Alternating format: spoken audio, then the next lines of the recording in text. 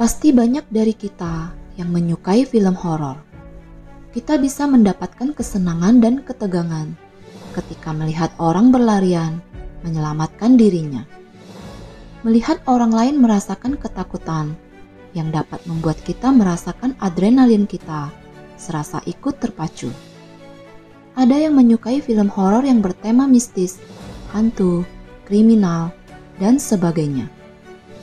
Salah satu hal yang membuat kita merasakan semua kesenangan dalam menonton film horor tersebut adalah dikarenakan kita mengetahui dengan jelas bahwa semua cerita itu hanya fiktif belaka. Hanyalah imajinasi orang saja, tidak benar-benar terjadi, sehingga kita bisa menontonnya dengan perasaan santai. Tapi bagaimana jika film tersebut dibuat berdasarkan kisah nyata? Apakah kita masih dapat merasakan segala kesenangan tersebut ketika kita mengetahui bahwa segala kekejaman yang ada di layar kaca terinspirasi dari rasa sakit dan teror yang nyata? Banyak cerita film horor klasik yang dibuat berdasarkan kenyataan. Salah satu yang paling terkenal adalah yang akan kita bahas di video kali ini.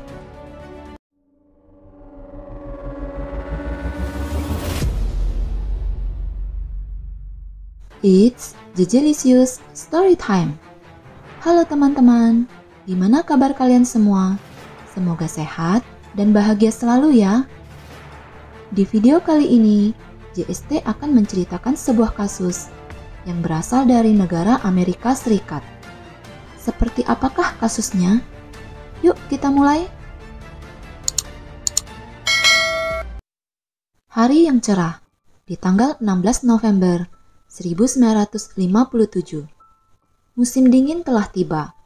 Salju yang turun menyelimuti kota Plainfield, Wisconsin, membuat seluruh kota berubah menjadi warna putih. Kota yang penuh kedamaian. Seluruh masyarakatnya hidup dalam kerukunan. Tidak pernah terjadi sesuatu hal yang buruk. Hampir tidak ada skandal besar. Tidak ada kejahatan. Semua berjalan baik-baik saja. Tapi hari ini agak sedikit berbeda. Sepertinya sedang terjadi sesuatu yang aneh dan tidak biasanya. Peristiwa yang akan mengarahkan kita pada pengungkapan sebuah misteri yang mengerikan. Hari sudah mulai siang, dan warga kota Plainfield merasa janggal dan khawatir mengetahui toko Warden's Hardware berada dalam keadaan tertutup. Pintu depan terkunci rapat. Tidak kelihatan ada tanda-tanda keberadaan orang di dalam toko. Ini sungguh aneh, karena Bernice Warden, pemilik toko, tidak akan pernah menutup tokonya, kecuali ada sesuatu hal yang telah terjadi. Ada yang melihat bahwa paginya sekitar jam 9.30, mobil truk toko telah dibawa keluar dari belakang toko. Kekhawatiran bertambah, sehingga orang-orang yang berada di sana segera menelepon anak Bernice yang bernama Frank Warden, yang juga menjabat sebagai wakil deputi sheriff di kota tersebut. Frank mengenal ibunya sebagai seorang yang sangat rajin, yang tidak akan mungkin menutup tokonya, apalagi sepertinya hanya buka setengah harian saja dan tanpa memberitahukan kepada siapapun juga. Frank tiba di toko ibunya sekitar jam 5 sore. Saat Frank pertama kali memasuki toko ibunya, dia segera mengetahui bahwa sesuatu yang buruk telah terjadi. Toko sepi dan tidak ada tanda-tanda kehidupan. Bahkan kelihatannya seperti seharian tidak ada yang masuk ke dalam toko. Ketika sampai di bagian kasir, dia melihat banyak sekali notabon yang bertebaran di lantai. Mesin kasir hilang, laci-laci terbuka. Banyak uang koin berserakan di sekitar ruangan toko. Awalnya Frank berpikir bahwa telah terjadi perampokan di toko ibunya. Tapi dia semakin terkejut dan khawatir menemukan banyak darah berceceran di belakang kasir sampai ke arah pintu belakang toko. Tapi untungnya Frank berhasil mengetahui siapa yang telah bertanggung jawab atas kejadian di toko ibunya tersebut. Ed Gein terlihat berada di toko tersebut di malam sebelum hilangnya Bernice Worden, di mana dia mengatakan akan kembali ke toko pagi harinya untuk membeli 1 galon anti beku. Ditemukan selembar slip penjualan untuk 1 galon bahan anti beku atas nama Ed Gein yang merupakan tanda terima terakhir yang ditulis oleh Bernice di pagi sebelum dirinya menghilang. Deputi Frank Worden dan rekan-rekan dari kepolisian pun mendatangi rumah pertanian tua Ed Gein yang letaknya terpencil dan dikelilingi oleh lahan pertanian dan hutan lebat. Mereka mengetuk pintu depan yang terkunci rapat, tapi tidak ada jawaban sama sekali. Mereka pun akhirnya berhasil masuk melalui gudang kayu yang terhubung ke dalam rumah. Apa yang ditemukan di dalam rumah mungkin akan menghantui mereka sepanjang hidupnya. Di dalam gudang kayu terdapat banyak sekali sampah yang menjulang tinggi, disertai tumpukan kardus di sekelilingnya. Saat mereka berjalan masuk melalui gudang gelap tersebut, sambil mencari petunjuk yang mencurigakan, seorang polisi terbentur sesuatu yang tergantung di atas. Dengan sigap dia pun mengarahkan cahaya senternya ke atas atap. Dan betapa kagetnya ketika dia melihat pemandangan yang mengerikan tergantung di atap gudang. Tubuh Bernice Worden yang telah tak bernyawa tergantung terbalik pada palang kayu dengan tangan terikat. Terdapat luka sempi di tubuhnya dan kepalanya telah hilang entah kemana. Pemandangan tubuh Bernice yang mengerikan ini hanyalah permulaan saja. Ketika polisi masuk lebih jauh ke dalam rumah Ed Gein, mereka menemukan salah satu TKP yang paling mengejutkan dan mengerikan yang pernah dilihat hingga saat ini. Edward Gein lahir pada tanggal 27 Agustus 1906 di Wisconsin, adalah bungsu dari 2 bersaudara. Kakaknya bernama Henry George Gein, 5 tahun lebih tua darinya. Ayahnya George Philip Gein adalah seorang pemabuk berat yang tidak akan pernah meninggalkan botol minumannya. Philip adalah seorang pemalu yang sepenuhnya berada di bawah kendali istrinya yang bernama Augusta Wilhelmine, seorang wanita yang sangat religius. Augusta memimpin keluarga Gein berdasarkan segala keyakinan dan kefanatikannya. Pelecehan verbal selalu dirasakan oleh anggota keluarga Gein. Suami dan anak-anaknya selalu diejek dan dipermalukan dengan kata-kata kasar. Sebagai seorang yang taat agama, Augusta menggunakan keyakinannya untuk memisahkan keluarganya dengan masyarakat di sekitarnya. Hal tersebut menyebabkan Ed kecil jarang meninggalkan peternakan keluarganya dan hanya keluar saat mau ke sekolah saja. Sejak dini, anak-anaknya selalu dijejali dengan pendapat bahwa wanita adalah makhluk yang jahat. Juga diajarkan khotbah tentang dosa, keinginan, dan nafsu duniawi. Menurut pandangan Augusta, wanita akan membuat anak-anaknya terjatuh ke lubang dosa, sehingga dia berusaha semaksimal mungkin agar semua itu tidak akan pernah terjadi. Terlepas dari kepercayaan dan kepribadiannya yang mendominasi, Ed sangat mengidolakan ibunya. Kesetiaan dan pengabdian Ed kepada ibunya semakin lama semakin besar.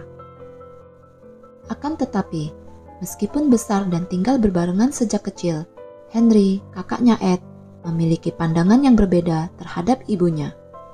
Henry khawatir melihat Ed yang menghindar dan tidak ingin berurusan dengan wanita, tidak pernah bersosialisasi dengan masyarakat sekitar, dan selalu berada di samping ibunya setiap saat.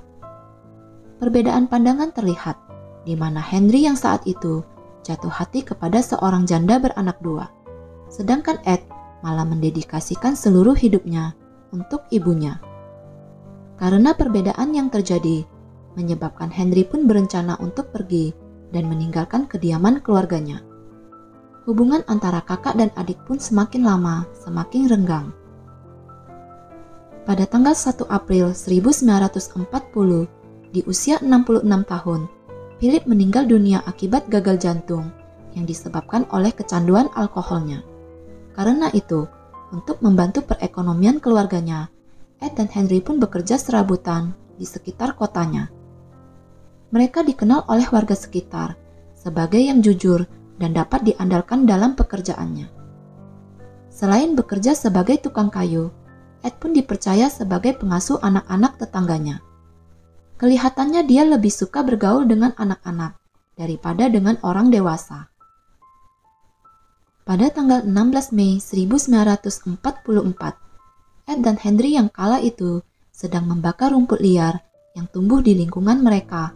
Tiba-tiba api berkobar, semakin membesar dan tidak terkendali. Pemadam kebakaran pun tiba, dan menjelang malam, akhirnya api pun berhasil dipadamkan. Ed mendatangi pihak berwajib setempat dan melaporkan bahwa kakaknya telah menghilang pada saat kebakaran terjadi. Ketika ditanya oleh penyidik, dia mengatakan bahwa dia tidak mengetahui secara pasti di mana kakaknya berada. Dengan menggunakan obor dan senter, malam itu mereka melakukan pencarian dengan Ed sebagai petunjuk jalannya. Dan anehnya, walaupun tadi dia mengatakan tidak pasti di mana letak lokasinya, tapi Ed malah berhasil menunjukkan tempat di mana tubuh Henry berada. Tubuh Henry ditemukan dalam posisi tertelungkup dengan wajah menghadap ke bawah yang dipenuhi oleh debu dan lumpur. Penyelidikan awal oleh penyidik disimpulkan bahwa terdapat luka memar seperti bekas pukulan benda tumpul pada bagian belakang kepala Henry. Akan tetapi, dari hasil penyelidikan lanjutan menyebutkan bahwa penyebab kematiannya adalah karena kekurangan oksigen yang diakibatkan oleh kebanyakan menghirup asap pada saat kebakaran terjadi. Tapi sayangnya, tidak ada pernyataan resmi soal penyelidikan tersebut dan juga tidak dilakukan otopsi agar lebih dapat memastikan penyebab kematiannya. Kematian Henry pun hanya dianggap sebagai kecelakaan biasa dan kasus pun ditutup. Agatha yang telah kehilangan satu persatu anggota keluarganya, terutama kematian Henry, merasa sangat terpukul dan sedih. Tapi sebaliknya bagi Ed, inilah kehidupan yang diinginkan olehnya. Ini adalah saat yang paling membahagiakan untuk dirinya, karena akhirnya dia berhasil memiliki ibunya hanya untuk dirinya sendiri. Tapi sepertinya kebahagiaan Ed tidak bertahan lama, karena tidak berapa lama kemudian, Agatha menderita stroke yang membuatnya lumpuh. Ed merawatnya dengan sepenuh hati, menyuapinya, mengganti pakaiannya, memandikannya, siang dan malam, selalu berada di sampingnya. Demi untuk keperluan dalam merawat ibunya, Ed pun bekerja sambilan. Apa saja dikerjakannya, sebagai tukang kayu, tukang batu, bahkan bekerja di rumah sakit pemerintah setempat. Selama hampir setahun, Ed menjaga dan merawat ibu tercintanya dengan sabar dan penuh kasih sayang. Tapi sayangnya, semua itu tidaklah cukup. Pada tanggal 29 Desember 1945, di usianya yang ke-67, Agatha pun meninggal dunia. Kematian ibunya membuat Ed sangat berduka dan terpukul sekali. Satu-satunya teman dan cinta sejatinya telah pergi meninggalkan dirinya untuk selama-lamanya. Setelah kematian ibunya, Ed membereskan semua ruangan yang bekas dipakai oleh ibunya, termasuk lantai atas, ruang tamu di lantai bawah, dan ruang keluarga. Selain ruangan tersebut yang selalu dijaga kebersihannya, semua ruangan lain tidak diurus dan dibiarkan begitu saja sehingga menjadi kotor dan berdebu. Ed sendiri tidur di kamar kecil yang berada di dekat dapur. Saat itulah Ed mulai terobsesi dengan segala sesuatu yang berhubungan dengan anatomi tubuh manusia. Dia mulai mengoleksi banyak majalah dan buku-buku yang berhubungan dengan anatomi. Dengan rajin dibacanya dan dipelajarinya dengan seksama. Tapi lama-kelamaan, keinginan dan obsesinya terhadap anatomi tubuh semakin lama semakin meningkat. Dia merasa dia membutuhkan lebih dari sekedar buku bacaan saja. Dia butuh sesuatu yang lebih, yakni tubuh nyata manusia, agar dia dapat menyentuh secara fisik dan mempraktekkan segala yang telah dipelajarinya selama ini. Suatu pagi, sebelum pergi bekerja, saat itu dia sedang duduk di ruang dapur sambil membaca surat kabar.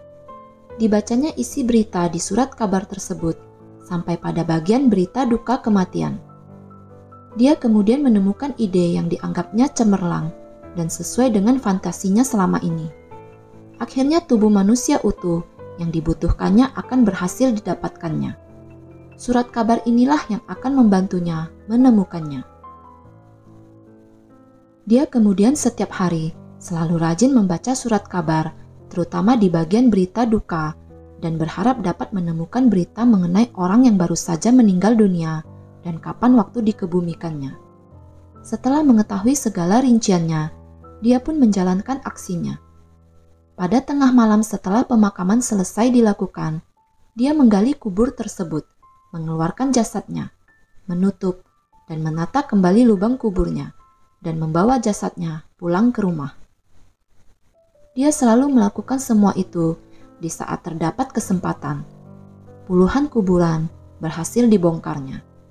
Jasad-jasad yang berhasil dibawanya pulang ke rumah, kemudian dipelajari dan dilakukan otopsi terhadap jasadnya. Dipraktekkanlah semua pengetahuan yang telah dipelajarinya dari buku-buku anatominya. Tapi segala keinginan, khayalan, obsesi, dan kegilaannya semakin lama semakin parah dan menjadi-jadi.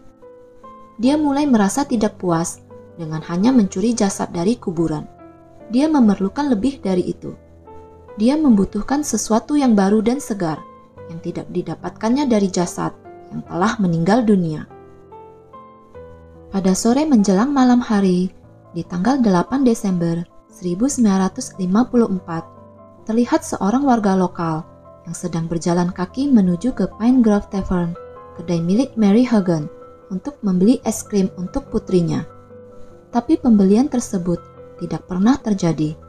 Sesaat setelah dia memasuki kedai tersebut, dia menyadari telah terjadi sesuatu yang buruk.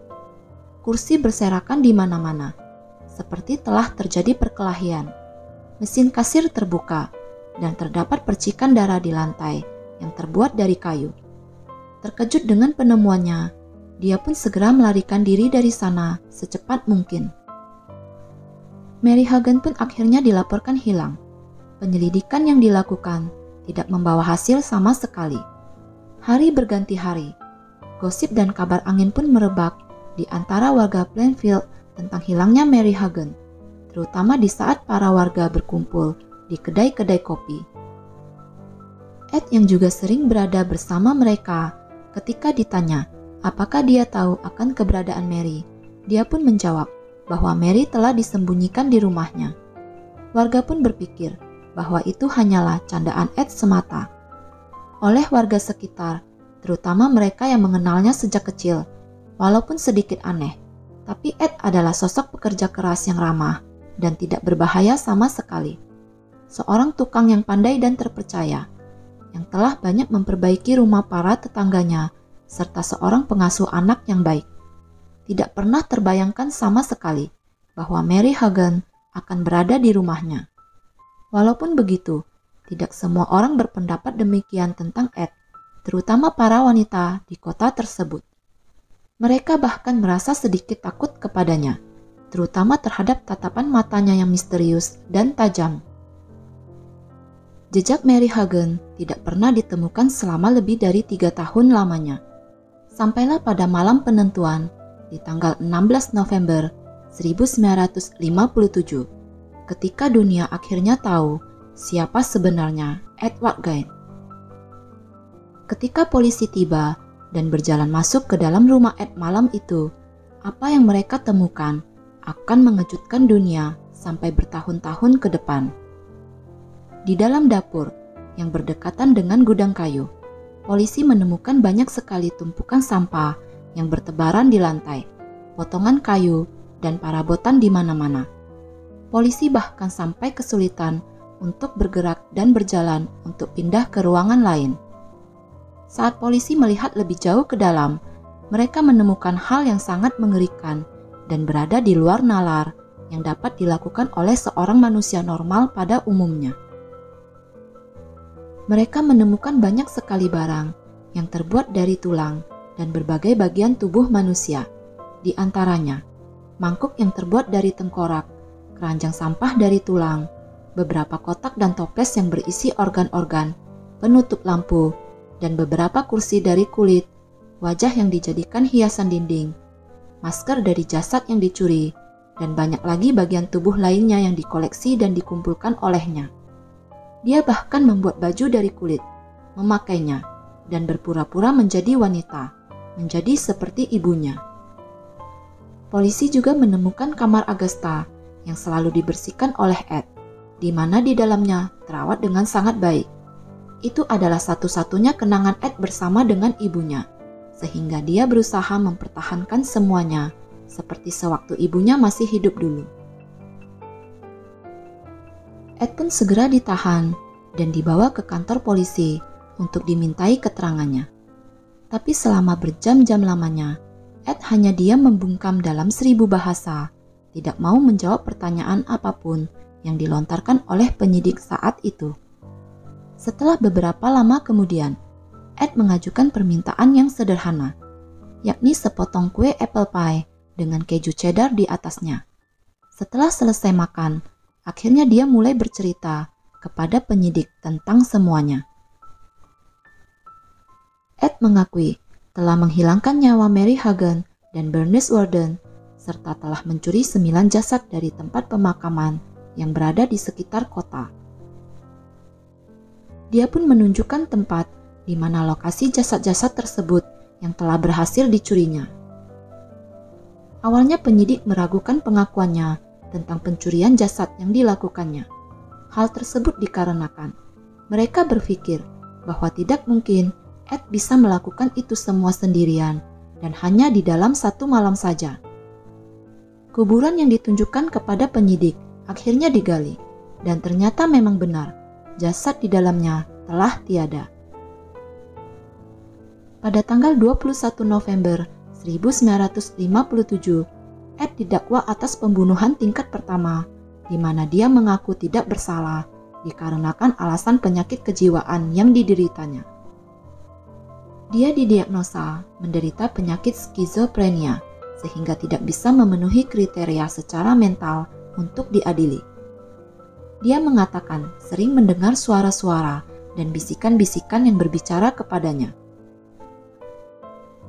Ed pun dikirim ke rumah sakit jiwa di Central State Hospital for Criminally Insane di kota Wipon, negara bagian Wisconsin. Sementara itu, rumah dan tanah peternakan keluarga Ed rencananya akan dijual di pelelangan pada tanggal 30 Maret 1958. Ada rumor yang mengatakan bahwa wilayah tersebut akan dijadikan sebagai tempat objek wisata. Tapi pada pagi hari, di tanggal 20 Maret di tahun yang sama, rumah beserta seluruh isinya habis terbakar dan hanya tersisa puing-puing saja. Penyebab kebakaran tersebut tidak pernah secara resmi diumumkan oleh penyidik. Meskipun begitu, pelelangan tetap dilakukan dan tentu saja di luar perhitungan rumah dan isinya yang telah hangus tak bersisa. Mobil yang digunakan Ed untuk mengangkut tubuh korbannya juga berhasil dijual dalam pelelangan tersebut. 1 dekade kemudian, pada tahun 1968, setelah bertahun-tahun menjalani terapi pengobatan dan penyembuhan oleh psikiater, akhirnya Ed dinyatakan secara mental dapat mengikuti persidangan. Pada tanggal 7 November 1968, Ed pun menjalani persidangan untuk pertama kalinya. Seminggu kemudian, pada tanggal 14 November 1968, dikarenakan mahalnya biaya untuk persidangan tersebut, dan walaupun Ed telah mengaku atas keterlibatannya dalam kematian Mary Hagen, tapi dia hanya dinyatakan bersalah atas hilangnya nyawa Bernice Worden saja. Dikarenakan penyakit mental yang dideritanya, Ed pun dikirim kembali ke rumah sakit jiwa Central State Hospital, sebelum akhirnya dipindahkan ke Mendota State Hospital di Madison, ibu kota Wisconsin, dikarenakan kesehatannya yang semakin berkurang. Pada tanggal 26 Juli 1984, Di usianya yang ke-77, Ed pun meninggal dunia akibat komplikasi kanker paru-paru yang dideritanya. Dia pun dikubur di samping kuburan ibunya. Walaupun Ed telah meninggal dunia, tapi warisannya masih tetap bertahan sampai hari ini. Para penulis dan pembuat film mendapatkan inspirasinya dari cerita kehidupan seorang Edward Gein. Beberapa tokoh penjahat kejam di dalam cerita dan film fiktif dibuat berdasarkan kejahatan yang telah dilakukan oleh Ed. Salah satu yang paling terkenal adalah film Texas Chainsaw Massacre yang terinspirasi dari obsesi Ed terhadap masker kulit. Begitu juga novel yang berjudul Psycho yang ditulis oleh Robert Bloch di tahun 1959, serta beberapa judul cerita dan film klasik horor lainnya yang dibuat berdasarkan kisah nyata Edward Theodore Gein. Kekejaman Ed membuat dia mendapatkan julukan sebagai The Butcher of Plainfield, sebuah gelar yang menghantui kota kecil tersebut hingga saat ini. Demikianlah cerita tentang Edward Theodore Gein, The Texas Chainsaw Massacre. Pernahkah kalian menonton salah satu film yang diadaptasi dari kisah hidup Edward? Dengan senang hati, kami akan menunggu pendapat dari teman-teman JST semuanya. Jangan lupa tulis di kolom komentar ya. Mohon maaf jika ada kata-kata yang salah dan tidak berkenan. Apabila suka dengan cerita ini, tolong bantu di like, share, dan subscribe ya. Oh ya, jangan lupa juga aktifkan lonceng notifikasi agar teman-teman bisa mendapatkan cerita terbaru dari JST. Akhir kata, stay safe, stay healthy, stay at JST. See you on next Jejelicious Stories. Bye-bye.